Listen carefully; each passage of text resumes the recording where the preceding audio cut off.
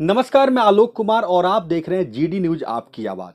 Haryana Bharatiya Janata party के खिलाफ जो ब्राह्मण समाज के लोग हैं उन्होंने मोर्चा खोल दिया है।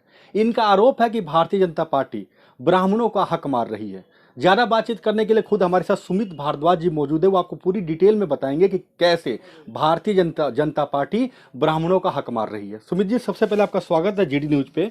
और जिस तरह से आप लोगों ने जो आरोप लगाया भारतीय जनता पार्टी के खिलाफ जो मोर्चा खोला है, वो क्या है, पूरा मामला विस्तार से बताइए। सबसे पहले तो आप सभी के दर्शकों को हाथ जोड़ के नमस्कार।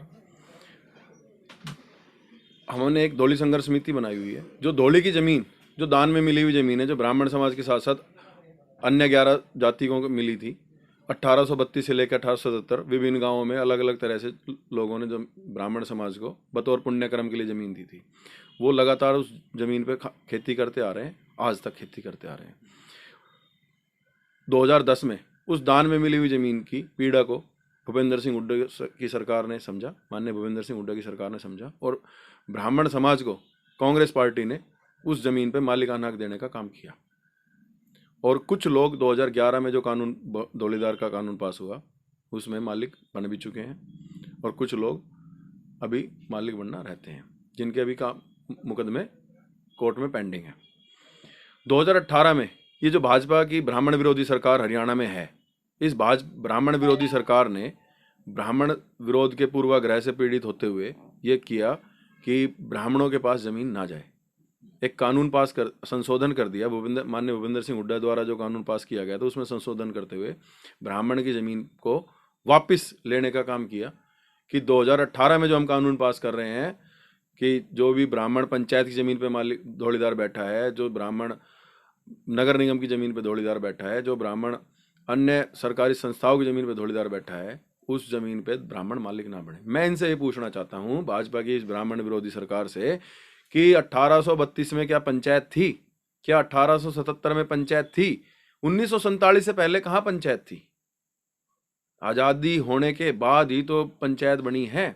उससे पहले पंचायत कहाँ थी? जो लोग 1832 से खेती करते आ रहे हैं, क्या उस समय किसी सरपंच ने दान दी थी? 1870 में कोई सरपंच ने दान दी थी जमीन? 2018 का जो काला कानून था ये दबा के रखा। 2019 में लोकसभा चुनाव में ब्राह्मण समाज को मूर्ख बना के वोट ले लिया। 2020 में ब्राह्मण समाज को मूर्ख बना के वोट ले लिया, सरकार बना ली हरियाणा में भी और केंद्र में भी। 2019 के विधानसभा चुनाव के बाद ये पब्लिक में आया, पब्लिक डोमेन में, कि ये काला कानून इन्होंने पास कर दिया। धौलीदार भोंडेदार जो कानून हुड्डा सरकार ने बनाया था उसमें संशोधन करके कि जो भी धौलीदार भोंडेदार पंचायत की, नगर निगम की, नगर परिषद की इस तरह की जमीनों पर मालिक बने हैं, उनसे मालिकाना हक वापस लिया जाएगा। उसके लिए अपील डाली जाएगी सरकार की तरफ से। और ये पहली बार मैं देख रहा हूं, मैं बतौर पेशे से वकील हूं, कानून का विद्यार्थी हूं, मेरी समझ में ये नहीं आता ये कानून सरकार कैसे बना रही है कि 2018 में एक कानून पास कर रही है, उस कानून को 2011 से लागू करके दिखा रही है कि 2011 से माना जाएगा। ये सरकार तो फिर इस तरह से कोई कानून ऐसा बना दे कि इस कानून को 1960 से लागू कर रहे हैं, 1960 से लागू माना जाएगा। यानी रेट्रोस्पेक्टिव इफेक्ट ये हमारे कॉन्स्टिट्यूशन में है, संविधान में है कि किसी भी कानून का रेट्रोस्पेक्टिव इफेक्ट नहीं होगा। जो कानून लागू होगा जिस दिन पास हुआ है उस दिन से लागू होगा। जिस दिन उस पर राज्यपाल साइन कर देंगे, उसके राष्ट्रपति साइन कर देंगे, उसके बाद नोटिफिकेशन, तब से लागू माना जाएगा।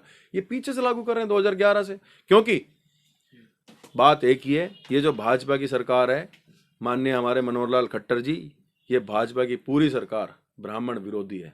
इनको ब्राह्मण फूटी आंख नहीं सुहाते। अच्छा सुमित जी, हरियाणा में टोटल कितनी जमीनें हैं जो धौलीदार की बात करें तो, और अब तक कितनी जमीनों पे लोग रजिस्ट्री करा चुके हैं? सर, ये जो धौलीदार भोंडेदार की जमीन है, धौलीदार भोंडेदार, बुट्टीमार, मुकर्रीदार, ये लगभग हरियाणा में 70 से 75 हजार परिवार हैं। कितनी जमीन होगी? ये ज्यादा जमीन नहीं है, ये दान में मिली हुई वो जमीन है जो एक परिवार को दे दी। उस समय वो एक आदमी का परिवार था, उसको 1 एकड़ जमीन दे दी, उस आदमी को 2 एकड़ दे दी। उस 1 एकड़ 2 एकड़ जमीन में आज 50 लोग हिस्सेदार हो रहे हैं, 10 परिवार हिस्सेदार हो रहे हैं उसमें, जो उस 1 एकड़ जमीन से या 2 एकड़ जमीन से, 3 एकड़ जमीन से अपना भरण पोषण कर रहे हैं। ये ज्यादा बड़ी जमीन नहीं है कि किसी परिवार को 50 एकड़ का चक मिला हो। 2-2 एकड़ के छोटे जो बेचारे गरीब परिवार हैं, जो उसमें अपना रहन सहन, गुजारा भत्ता जैसे तैसे अपने बाल बच्चे पाल रहे हैं। अब बड़ी बात यह है कि हमने 2020 से 2019 से ही हम इस हमारी धौलीधार भोंडेदार संघर्ष समिति लड़ाई लड़ रही है इस काले कानून को वापस कराने के लिए, लेकिन सरकार के कान पे जू नहीं रहेंगे। विधानसभा में भी ये हमारे बादली से विधायक माननीय कुलदीप वत्स जी ने मुद्दा बड़े जोर शोर से उठाया, तो तब भी सरकार नहीं जागी। हालांकि जो उप मुख्यमंत्री हैं दुष्यंत चौटाला जी, उन्होंने मीडिया के सम्मुख ये कहा था कि जो लोग आज़ादी से पहले से धौलीधार भोंडेदार चले आ रहे हैं उनका उनका हक मिलेगा, लेकिन वो बात भी सिर्फ हवा हवाई साबित हुई है अभी तक। अब ये में आप देखोगे कि एक तरफ तो सरकार, जो लोग बेचारे 150 वर्षों से एक धौली की जमीन पे, दान में मिली हुई जमीन पे, ब्राह्मण समाज और उसके साथ अन्य 11 जातियां, जो सैन समाज है, प्रजापति समाज है, हरिजन समाज है, हमारा वाल्मीकि समाज है, जिनको रहने के लिए जमीन दी गई, जिनको अपना गुजारा भत्ता करने के लिए जमीन मिली दान में, कि गांव में वो बसे रहें। क्योंकि आप हमारे हरियाणा में देखोगे कि गांव की एक बड़ी संरचना होती है कि हर गांव में एक ब्राह्मण का भी घर आवश्यक है, प्रजापति समाज का भी घर आवश्यक है, जांगिड़ ब्राह्मण समाज का भी घर आवश्यक है, सैन समाज का भी घर आवश्यक है, वाल्मीकि समाज का भी घर गांव में होना जरूरी है। क्योंकि हमारी परंपराएं उस तरह से जुड़ी हुई हैं कि कोई भी हमारे शादी विवाह के प्रोग्राम होते हैं तो हर जाति का आदमी से कुछ ना कुछ काम पड़ता है कि ये जाति का ये काम है, ये जाति का, ये हमारी पुरानी पीढ़ियों की संरचना है समाज की। तो उन लोगों को बसाने के लिए दान में जमीनें दी गई थी। अब एक तरफ तो सरकार वो 150 वर्षों से जो लोग बेचारे दान में मिली हुई जमीन को लेके बैठे हैं, जिनको मालिकाना हक नहीं मिला, आज तक उन बेचारों को उस जमीन पे कोई सरकारी सुविधा नहीं मिली, ना वो बैंक से लोन ले पाते हैं उस जमीन पे, ना वो बेचारे किसान क्रेडिट कार्ड बनवा पाते हैं। अगर किसी की फसल खराब हो गई तो उस बेचारे को उस फसल का मुआवजा नहीं मिल पाता है, क्योंकि वो मालिक नहीं है। मालिक पंचायत है या नगर निगम है या नगर परिषद है, कोई भी सरकारी सुविधा का लाभ वो लोग नहीं उठा पाते। और दूसरी तरफ हरियाणा की सरकार अभी अभी एक पॉलिसी लागू करती है 2021 में ही, कि जो नगर निगम पे, नगर परिषद की दुकानों पे, व्यावसायिक बता रहा हूं मैं आपको, जिससे नगर निगम को, नगर परिषद को आमदनी भी हो रही थी, कुछ ना कुछ रेवेन्यू जनरेट हो रहा था, जो लोग 20 साल से किराए पे बैठे हैं उनको मालिक बना दिया जाए कलेक्टर रेट पे। अगर कोई 20 साल से बैठा है तो उसको 20% डिस्काउंट दो कलेक्टर रेट पे, उसको मालिक बना दो। कोई 40 साल से बैठा है उसको 40% डिस्काउंट दो कलेक्टर रेट पे, उसको मालिक बना दो। कोई 50 साल से बैठा है, अगर नगर निगम की किसी दुकान पे किराएदार बैठा है तो उसको 50% डिस्काउंट दो, उसको मालिक बना दो। कोई नगर निगम, नगर परिषद की इस तरह के कोई मकान पे किराएदार बैठा है तो उसको भी ऐसे मालिक बना दो।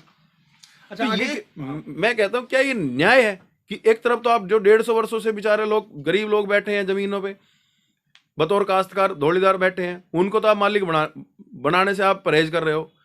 और क्यों परहेज कर रहे हो वो भी मैं आपके सामने बता दूं।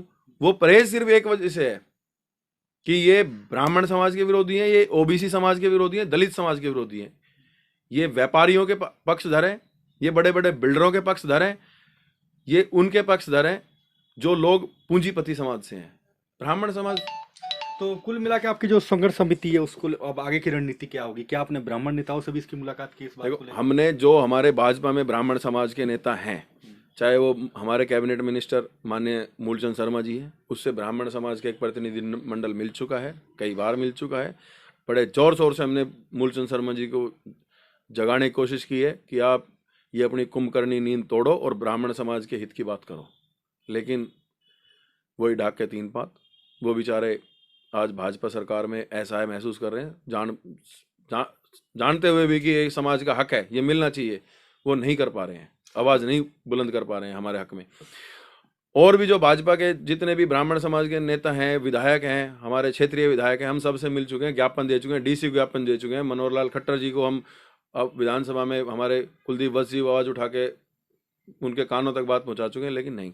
अभी हमने 15 जनवरी के धौलीधार भोंडेदार संघर्ष समिति के बैनर तले एक सभा का आयोजन किया था, मीटिंग का, कि उसमें कुलदीप वत्स जी, बादली से विधायक, एनआईटी से नीरज शर्मा जी और जितेंद्र भारद्वाज जी मुख्य रूप से थे। हमारी बार के पूर्व प्रधान हरियाणा के, और गुड़गांव बार के भाजपा के पूर्व जिलाध्यक्ष कुलभूषण भारद्वाज जी भी थे, हमारे बड़े भाई हैं। वहाँ हमारी मीटिंग में ये हमने फैसला लिया है कि जितने भी ब्राह्मण समाज के ये संगठन बने हुए हैं गुड़गांव जिले में, पलवल जिले में, हरियाणा में, जहाँ भी, वो सारे संगठन एक मंच पे हम अभी इस जनवरी में इकट्ठा करेंगे, और वो सभी संगठनों को इकट्ठा करने का काम करके हम उसके माध्यम से सरकार तक एक बात पहुंचाएंगे कि ये ब्राह्मणों का हित की बात करो, ब्राह्मणों के साथ अत्याचार मत करो, वरना जैसा हम ब्राह्मणों ने भाजपा को उपचुनाव बड़ौदा में हराया है, ऐसे ही ब्राह्मण समाज, ये जब सारा समाज एकत्रित होकर हम यूपी में भी जहाँ जहाँ ब्राह्मण बहुल्य सीट हैं वहाँ हम जाके अपनी पीड़ा बताएंगे लोगों को कि भाजपा की सरकार का ये चेहरा है ब्राह्मणों के प्रति, ये नीति है ब्राह्मणों के प्रति, ये कानून है ब्राह्मणों के प्रति इनका कि 200-150 साल से तुम गुलाम थे, गुलाम रहो। देश आज़ाद 1900, मैं आपके चैनल के माध्यम से कहना चाह रहा हूँ आज कि देश आज़ाद 1947 में हुआ था, लेकिन ये धौड़ीदार भोंडेदार समाज आज भी गुलाम का गुलाम है। ये आज भी मालिक नहीं बन सकता। कभी इस देश की ये वो पर रही है कि जो हल चलाए उसकी जमीन हो, ये फैसला आज हो अभी हो। जो मैं बताऊं आपको, ये लाइन है कि जो हल चलाए उसकी जमीन हो। ये समाज 150 सालों से उस जमीन पे हल चला रहा है, लेकिन आज तक ये समाज ये पूछना चाहता है इस सरकार से कि उसकी जमीन क्यों नहीं हो पाई। 2010 में जब दे भी दी, इनको क्या परेशानी है, ये क्यों नहीं दे पा रहे हैं। तो क्या आने वाले टाइम में अगर समाज के नेताओं ने भी अगर आवाज नहीं उठाई, चाहे ब्राह्मण समाज के जो नेता है, तो क्या उनका भी बहिष्कार किया जाएगा? उसके साथ कैसे लड़ाई लड़ेंगे आप लोग? देखो जी, जो भी ब्राह्मण समाज से है, हमारे राजनीतिक नेता हैं चाहे हमारे सामाजिक नेता हैं, जो भी ब्राह्मण समाज से हैं, अगर वो इस आंदोलन में ब्राह्मण समाज के हित की बात नहीं करेंगे, और ब्राह्मण समाज नहीं, अन्य जो 11 जातियां हैं हमारे संगठन में के साथ हैं, धौड़ीदार भोंडेदार संघर्ष समिति में, वो लोगों का भी यही कहना है कि जो भी समाज का नेता, ब्राह्मण समाज ने तो अपना फैसला कर लिया कि जो भी ब्राह्मण समाज का नेता इस आंदोलन में हमारी आवाज़ नहीं बुलंद करेगा और हमारे साथ नहीं देगा, उसका सामाजिक तौर पे बहिष्कार किया जाएगा, चाहे उसमें वो मंत्री हो चाहे नेता हो। जी बिल्कुल। तो ये सुमित भारद्वाज जी थे, जिनका साफ तौर पे यही कहना है कि जिस तरह से जो बाकी राज्यों में जो चुनाव होने वाले हैं उस पर भी कहीं ना कहीं अगर हरियाणा बीजेपी ने ब्राह्मणों के साथ के हित की बात नहीं की तो उन पर भी कहीं ना कहीं असर पड़ेगा। गुरुग्राम से जीडी न्यूज़ के लिए मैं आलोक उपाध्याय।